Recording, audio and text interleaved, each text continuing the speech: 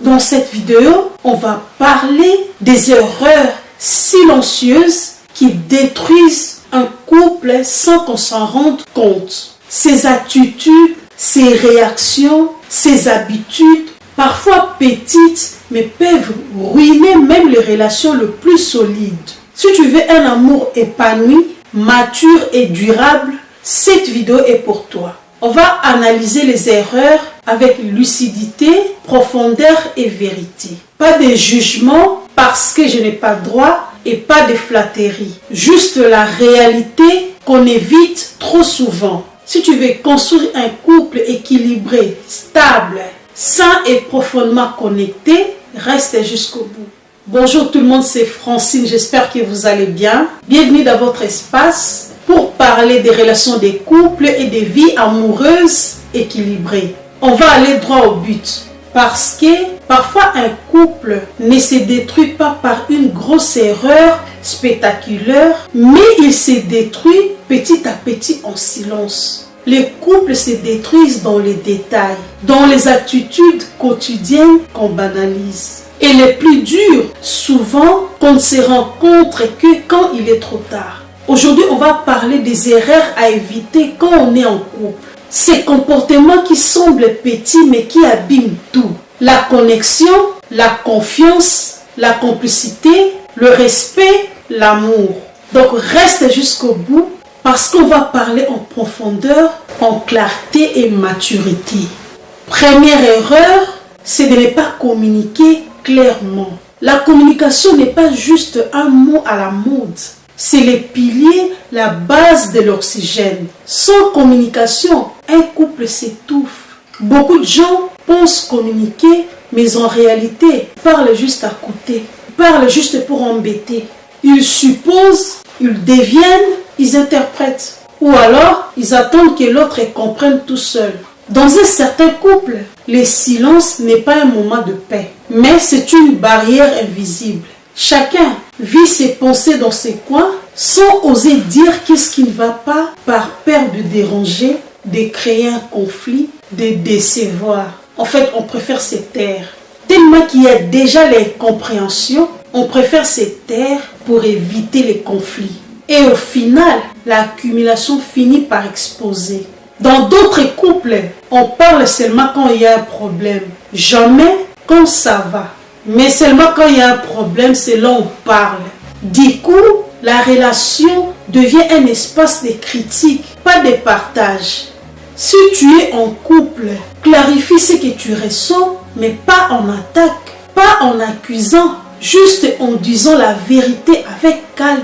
Pas du genre, tu fais ça toujours, voilà ce que je ressens. Choisis le bon moment pour parler. Tous les sujets ne se règlent pas en chaud. Écoute pour comprendre, pas juste pour répondre. Parce que tu écoutes juste pour répondre après. Mais tu peux écouter pour juste comprendre. Ça ne te rend pas petit. Au contraire, ça te rend sage. Il y a aussi l'erreur de négliger des petites attentions. Ce qui construit un couple, ce n'est pas seulement des grands gestes. Ce sont les détails, les paroles, les regards, les attentions qui montrent que tu comptes. Malheureusement, avec le temps, beaucoup arrêtent ces gestes simples. Un couple peut continuer à vivre ensemble, mais cesser de se regarder. Ils ne se regardent même plus, parce qu'il faut savoir que le regard attire l'amour. Mais si tu es dans un couple où tu ne regardes même pas ton homme, mais si tu es dans un couple où vous ne vous regardez même plus, comment vous allez grandir votre amour? Comment votre amour va continuer à vivre?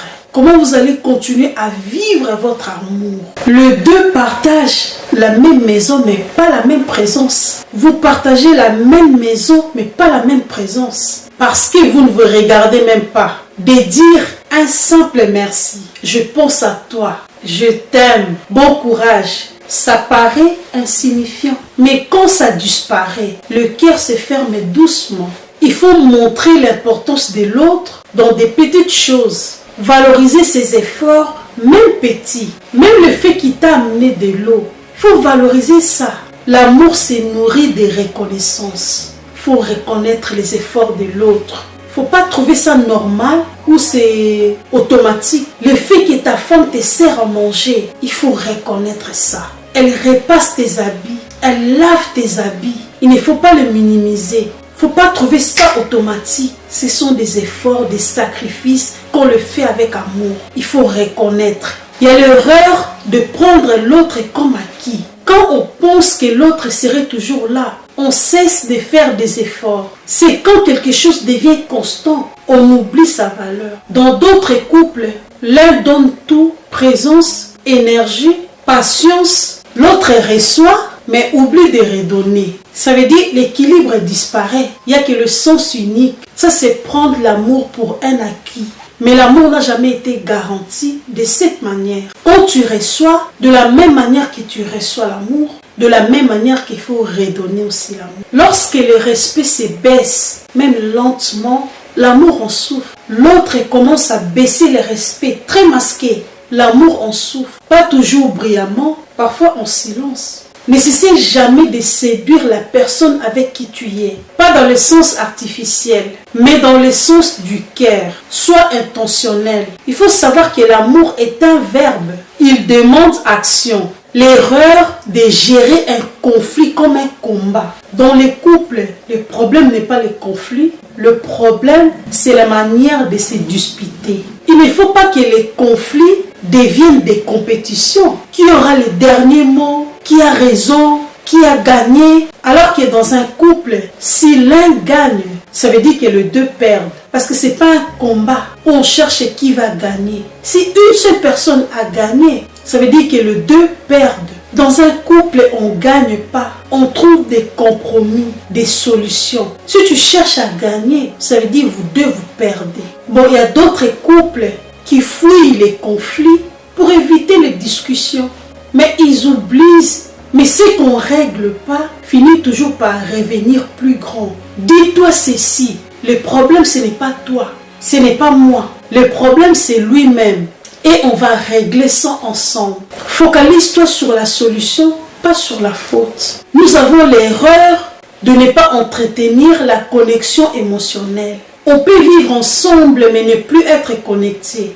Mais c'est souvent là que tout commence à se casser. On vit ensemble mais on n'est plus connecté. Mais c'est souvent là que tout commence à se casser. Les couples deviennent logiques. Qui paye quoi? Qui fait quoi? Qui gère quoi? C'est tout. La complicité disparaît. L'âme de l'amour s'éteint. La conversation devient mécanique. Tu as acheté ça? Tu as fait ça? Tu as géré ça? Et là, on ne partage plus les cœurs. Seulement des informations. Le couple peut rester ensemble physiquement, mais émotionnellement, se sépare un peu chaque jour. Dans un couple, entretenez la connexion. Parlez de vos rêves, de vos peurs, de vos projets, de vos envies. Partagez votre monde intérieur. Conclusion, les couples n'est pas une évidence. C'est une construction, une responsabilité, une bénédiction qui demande maturité, patience et intention. Personne ne mérite un amour négligé. Personne ne mérite une relation ou une existence plus. Et toi non plus. Alors prends soin de ton amour. Protège ce que Dieu t'a confié. Bâtis un couple qui respire la paix, la vérité et la sincérité. Tu mérites un amour vrai, profond, équilibré et durable. Si ce message vous a touché, abonnez-vous, laissez un like et partagez avec quelqu'un qui cherche encore sa voie.